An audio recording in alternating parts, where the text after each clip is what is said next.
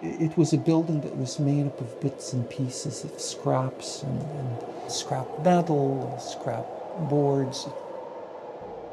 It might have been around for about a year or two, but it was like an eyesore for the city. It's almost like a kind of a manifestation of Seraphim.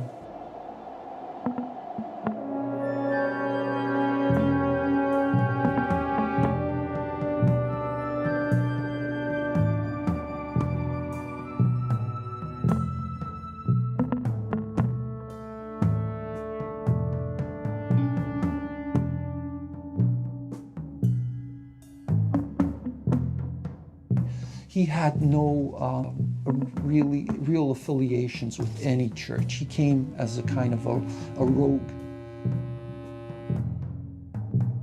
The story goes that he was excommunicated in St. Petersburg as a monk, and then he went to Mount Athos, which is in Greece. It's an island on Greece, and there someone called the Holy Anfim, who himself, it was believed, was excommunicated by the Russian Orthodox Church.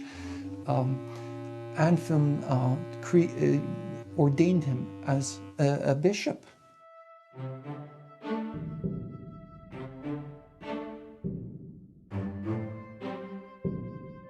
I don't think it could have happened really anywhere else, because at that time Winnipeg was it was on the frontier, but it was also well populated as far as a frontier town goes, so that already social things could take place. There were about 100,000 Ukrainian immigrants on the prairies here, and so that was a lot to work with.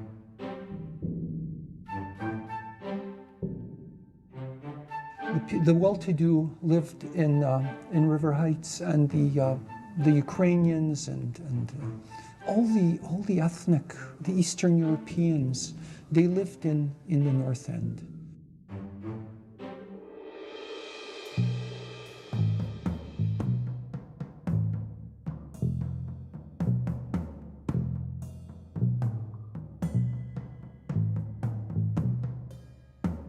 In the Ukrainian community, this tradition of monks, of holy monks, was part of their upbringing. Somehow it was their connection to the old ways and the old country and to their ancestry.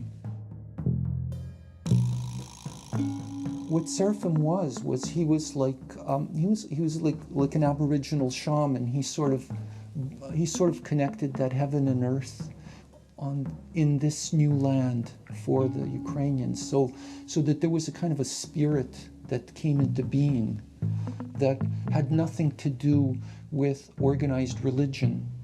Once the community was established, he was gotten rid of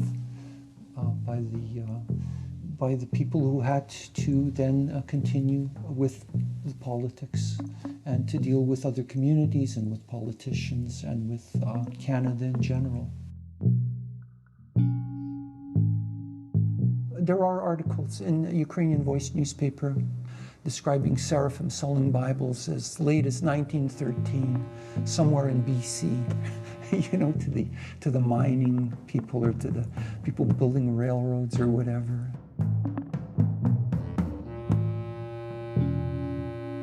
It was literally an eyesore for the city.